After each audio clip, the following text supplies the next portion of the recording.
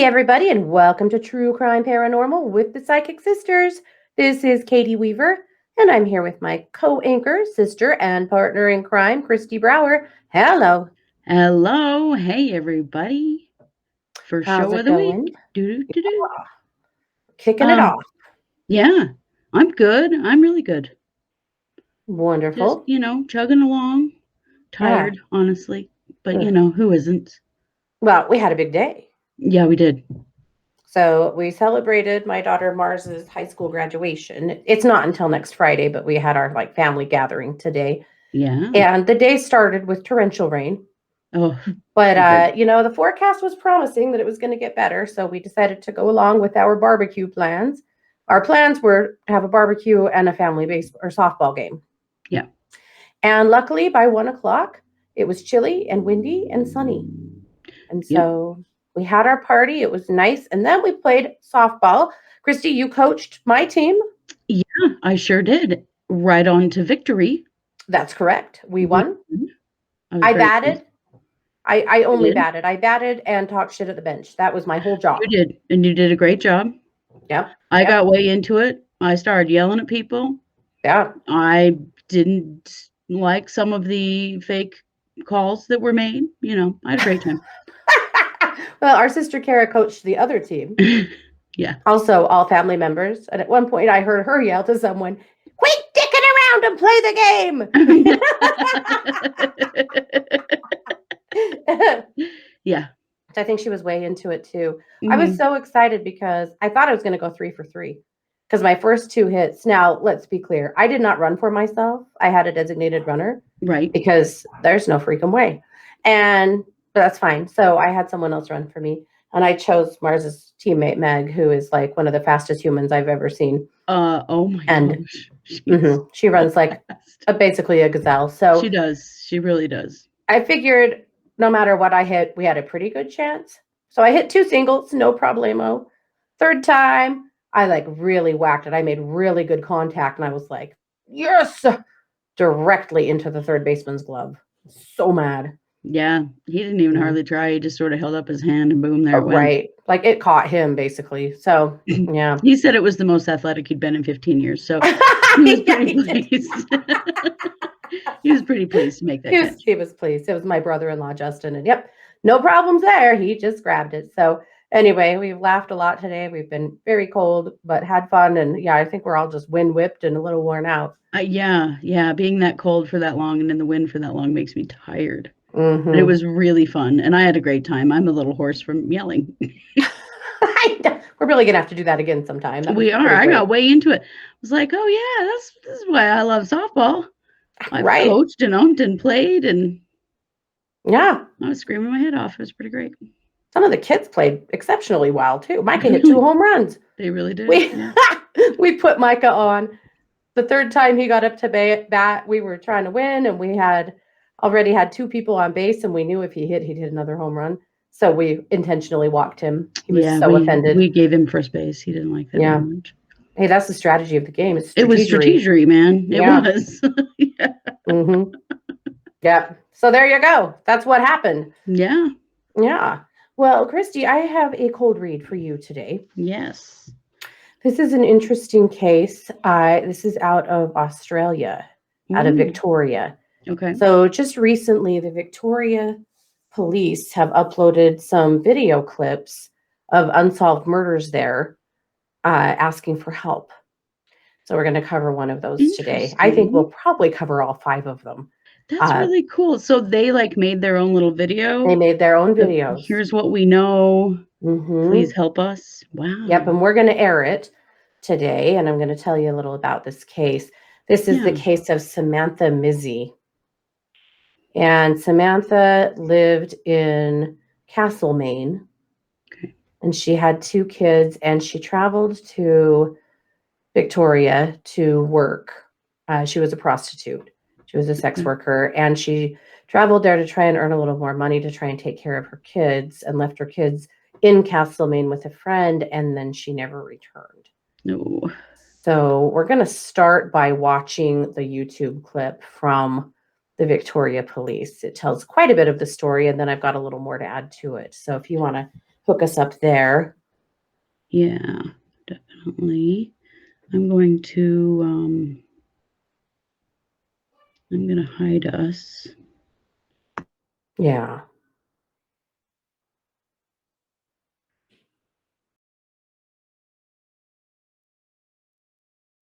St Kilda, as mother of two, Samantha Mizzi was bashed repeatedly by a crazed attacker overnight.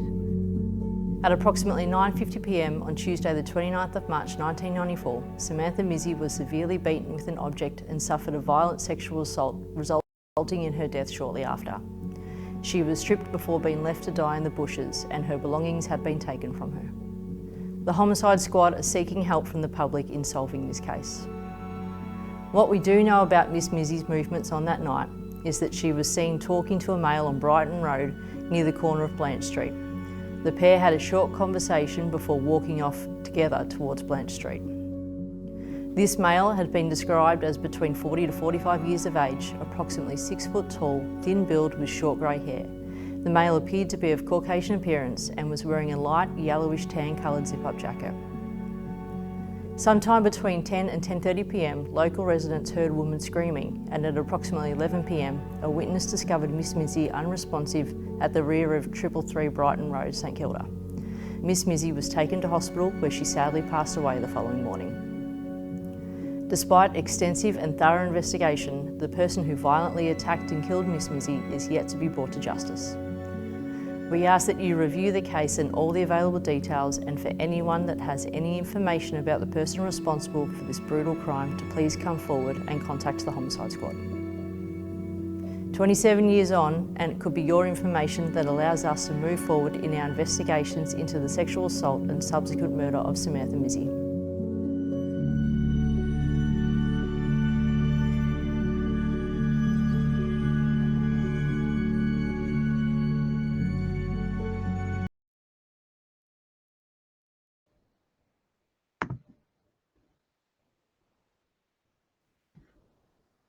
Alrighty. So, Okay. in a nutshell, that is her murder. So I'm going to recap it just a little bit. I really love that they're doing videos. Their music is very loud. Yeah. It But is a little bit loud. so she was a sex worker. She had been a heroin addict since the time she was 16. Oh my gosh. And that's how she got into prostitution in the first place. Mm-hmm. To pay for her addiction. But as she got a little bit older, she had had 2 children. So she had Tennille and Stephen. So Tennille was 4 and Stephen was just a little younger. And, she was in this town meeting up with New Johns. Mm-hmm. And again, residents in the area said that between 10 and 10:30 p.m. on the 29th of March, they heard a woman scream 3 or 4 loud times. And then at around 11, another prostitute found her kind of in the bushes at the rear of a property. And the property itself had nothing to do, like the people there had nothing to do with her death. He just happened to toss her body there. So, Right. and she was terribly injured. She was naked and had a blunt force trauma to her head. And of course, they did call the ambulance and the police. She was actually rushed to the hospital and died there later with a skull fracture. Her clothing, her belongings, nothing were ever found. Now, she did have a former partner who she had a really violent past with, and the police did run them down and check up on their alibi, and he came out clean as far as they were concerned. No, this was this total stranger thing. She's had no connection to him at all. Yeah. So that's pretty much what we know. Now, I will say that 2 years ago, no, in 2017, 4 years ago, her children made a public statement, and it's the first time that they have. I mean, they were little, when their mom died. And they made a public statement and basically said that we don't feel like the police have done anything. we don't even know who to talk to at the police department anymore. Nobody will tell us anything. We really don't think that we think that because she was a prostitute, they just didn't care. And unfortunately, Victoria has a history of murdered prostitutes whose cases go unsolved. And, Like that's not a everywhere else, surprise. Yeah, like everywhere unfortunately. else. Yeah. So since then, since they've kind of made some noise and leaned in a little bit, now it looks like the Victoria Police Department is putting a little more light on that case and several others. So anyway, good on them for, as adults going, you know what? We want some answers about our mom's death. We want to understand what happened, and we want whoever did this to come to justice. Right. But, as it is, they have absolutely no leads whatsoever. So that's where it sits. So, Kristi, I want to take a quick break. And when we come back, I would like you to read this case for us and give us an Okay. idea of what you believe happened to Samantha and who killed her. Okay. Hi, I'm Kristi Brower, podcaster and professional psychic. I have spent the last 14 years honing my skills as a psychic and a healer. I work on the Purple Ocean app. You can find it in any of the app stores. And I am available every day for video and chat readings. I specialize in pattern breaking, particularly in relationships, but really in any area of your life. If you're feeling stuck and like you can't move on or you can't let something go, I am the reader for you. That is exactly what I focus on. It's what I love to do. I love to help stuck people get moving, and I've been doing it for many years and have been very successful at it and can do that for you as well. So if you are having trouble letting go of a relationship or a fear or a challenge of any kind in your life, come see me at Purple Ocean and we will do everything we can, me and my guidance system and my intuition and you, because it's always a package deal that we work together, but we will find a way to break that pattern for you. So come see me over at Purple Ocean and let's break your patterns. All righty, and we are back. This is True Crime Paranormal, and of course, we are talking about the case of Samantha Mizzi.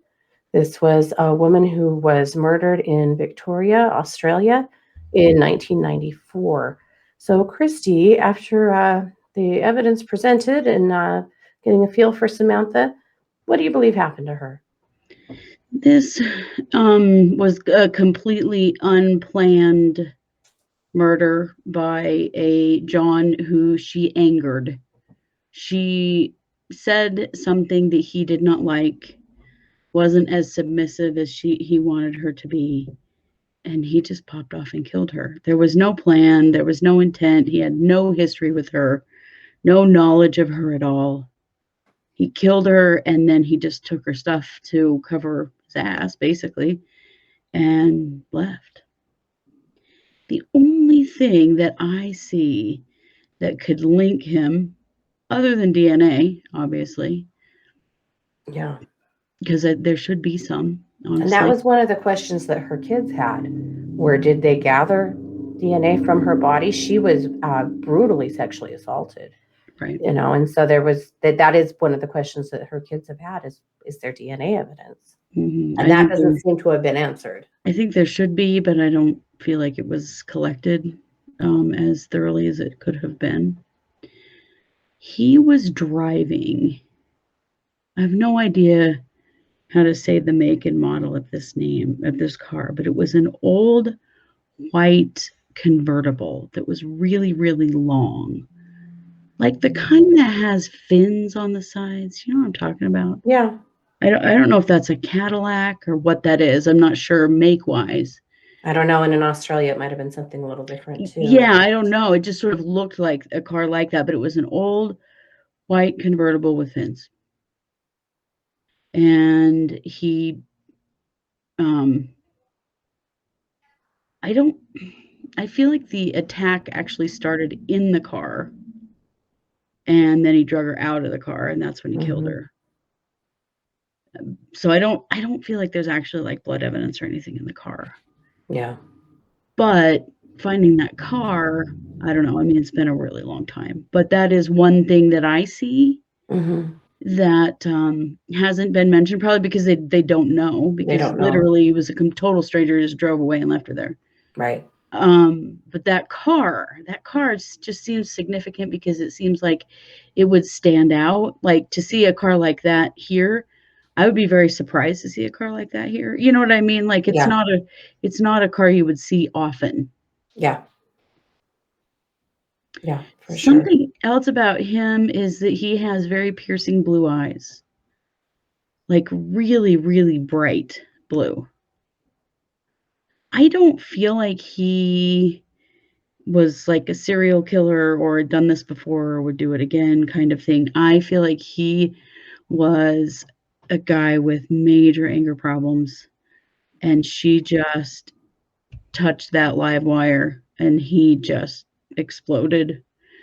I feel like he's worked to control that since, because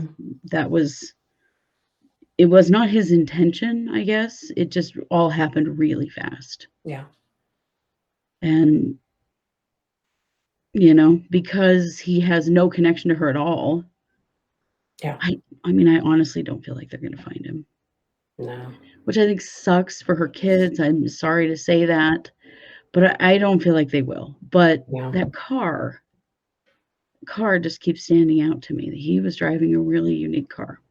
Well, and it's possible that he had friends and family at the time that maybe knew that he picked up prostitutes, or that he, Right. Mm-hmm. Was running around with a certain kind of crowd. So I think it is a good clue. Mm-hmm.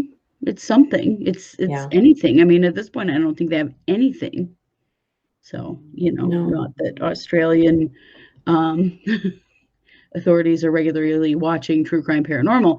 However, if they were, this is one of those cases we want to put a spotlight on, right? Yeah. And so we shared their video. Look for that car. And I know I'm a psychic saying it. However, no harm in looking, right? No. I don't know. That car that's just the thing that, my God, is there anything? That's the thing. Okay. Well, thank you. That's a great read. That's a great read. So for the sake of our kids, I hope that something does come forward, and that their renewed attention to this case and others will really help to solve some cold cases in their area. I'm excited to see them using media in such a powerful way, to really further some looks, and we'll definitely do more of their cases as we go too. It's super smart, especially older cases that they're trying to get some attention on, because there's so many cold cases that it's hard to keep the attention on them. So yeah, I agree. It's great. For sure. Well, guys, this is our first case of the week. So we'll be back tomorrow with our group case, and then Kristi will present her case on Wednesday. We'll have live case updates on Wednesday night, some movement in the Vallow case that we'll be talking about, and other stuff, how it goes. And then Thursday night, the Psychic Hour. So we have lots more radio and video to come here this week.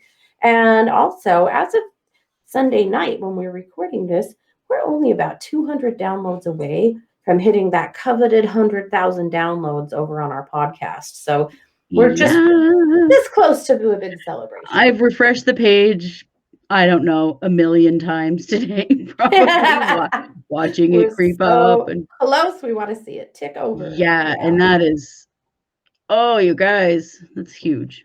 It is. It's really, really good news for us. So anyway, couldn't do it without all of you. So thank you so much for all of your support. Yeah. And it's true. We're True Crime Paranormal with the Psychic Sisters. Go see us on truecrimeparanormalpodcast.com. You can join our Patreon. You can take a look at our merch. You can send us a case. Yeah. You can join us over on Facebook. You can join our Facebook group. Just go to our website. It's all there, and you can come be a part of our community. Absolutely. We would love to have you. Yep. All righty. Well, that'll do it. You guys have a great day, whatever time or night, whatever time of day or night it is for you. But thanks for being here. This is True Crime Paranormal with the Psychic Sisters. Take care.